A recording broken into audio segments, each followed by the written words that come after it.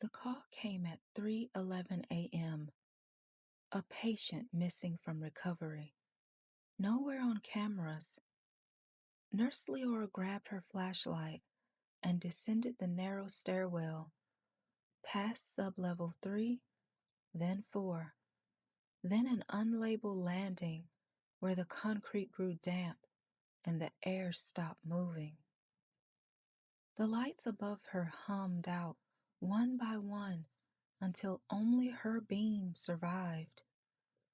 The silence was wrong, so total it pressed against her skin. She could hear her pulse in her teeth, the slide of tendons in her neck, even the scrape of her thoughts, as if the soundproofing swallowed the world. The corridor opened into a ward that shouldn't exist. Rows of beds under pale green bulbs, each holding what looked like patients, but not quite. Their skin gleamed like wet wax, eyes wide and unblinking, until she stepped between them. Then, all at once, every head turned. The sound of movement arrived a beat late, like memory catching up to reality. They stared straight through her, mouths moving without sound.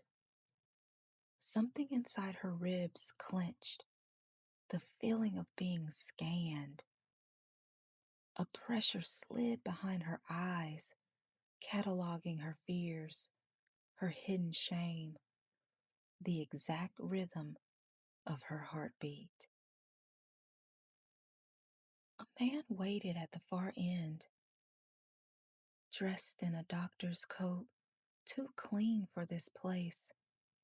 His smile was calm, but his skin didn't shift when he spoke. "You're late for rounds," he said, handing her a clipboard. She hadn't realized she was already holding one. The forms were filled out in her handwriting. Patient notes signed Liora, RN, each line describing procedures she didn't remember performing. Behind her, the patients began twitching in sync, their chests rising and falling in perfect unison with her breath. One began whispering, in her own voice looping the words, "Check the vitals, check the vitals, check the vitals." She ran. The corridor stretched, walls flexing like lungs. Doors multiplied, each leading to the same ward. When she found the missing patient at last, the woman was standing over a gurney. On it lay Liora herself, still, pale, eyes taped shut for surgery.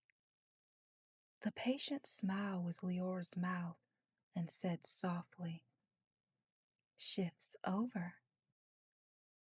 The lights above pulsed once, and the bodies in the beds sat up in a wave, cords snaking from their chests into the walls. Her flashlight flickered. In the brief dark, she wasn't sure which body she still occupied.